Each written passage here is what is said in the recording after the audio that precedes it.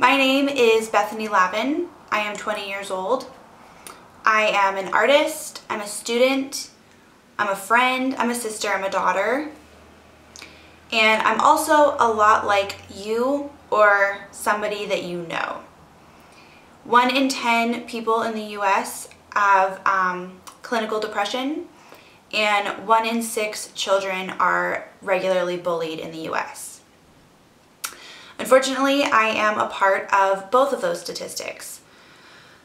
When I was 10, I was in the 5th grade, and that is when I first experienced bullying. The girls that I had become friends with, for whatever reason, decided that they didn't want to be my friend anymore.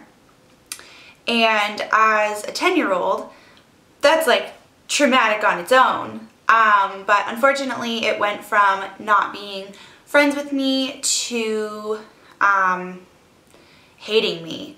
And unfortunately, they had pretty much the whole grade turned against me in less than a month. They spread rumors and secrets, consistently told me how ugly I was, how uncool I was, anything that you can imagine something being said to you, they said it.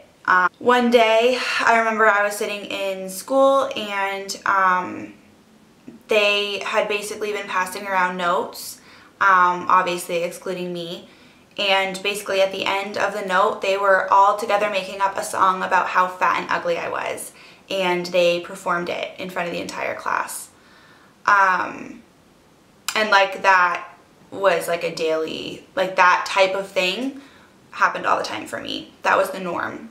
I had my first suicidal thought at the age of 10, and I practiced my first suicide letter at the age of 11.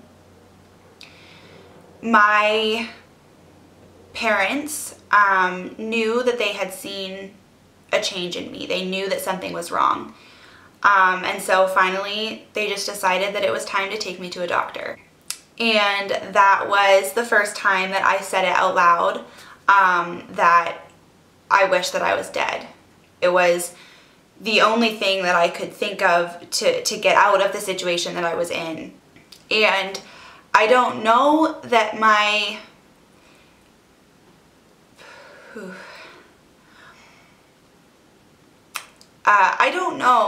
parents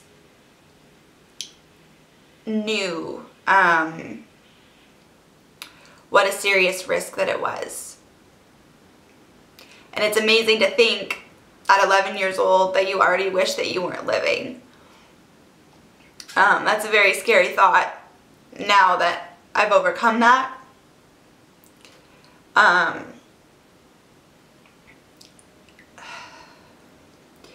It makes me sad that 10 years later,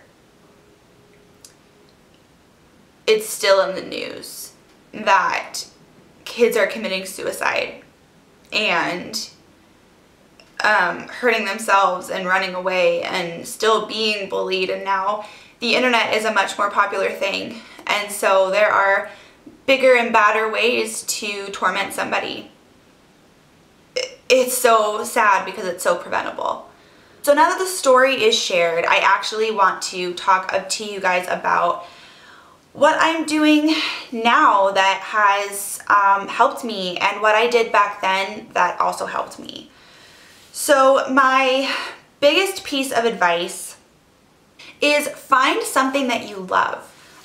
For me, when I was actually physically going through it, I had theater that I absolutely loved. I had vocal training and I was in productions, and actually it was something that I really thrived in, and it was something that I felt like confident in. It was a room full of people that made me feel like me again. But another thing that I found that still is like such a huge part of my life is art.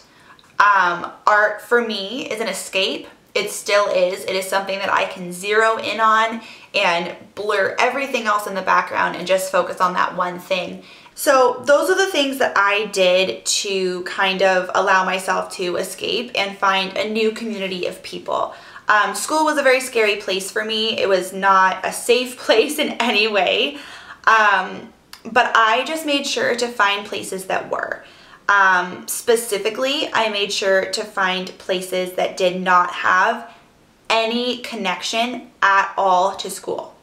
I did theater and art actually, and even just like another city. It wasn't far, it was like a 20-minute drive, not even, but it was enough to where I just felt like I was leaving it for a bit.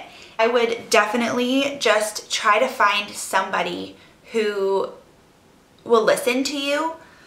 And even if that is a therapist, you know, and there's no shame in that. I wish that the shame and the stigma could be taken out of talking to somebody or taking some medication. I did that as well. For years I did that. It was what helped me get up in the morning. Do whatever it is that you need to do to get healthy again. But mostly I wanted to make this video to share my story, to give some advice. But beyond that, I wanted to make a video saying, you know, look, you feel like you're never gonna get out of it and it's never gonna go away. You're always gonna have to deal with these things. And partially, yeah, there are things that you will carry with you because they're major things that happen to you in your life. It's what shapes you.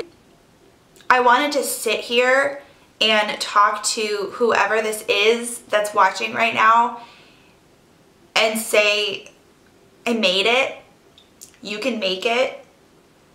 I have gotten to the point in my life where I can wake up and just think about the fact that it's a nice day outside. It can happen, and it will happen.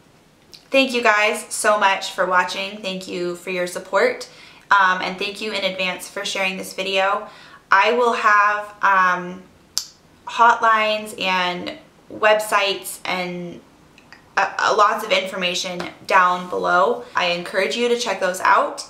I'm not going to say I hope you enjoyed it because it's not necessarily an enjoyable video, but I do hope that you were encouraged by it. So again, thank you so much for watching, and I will talk to you soon. Bye guys.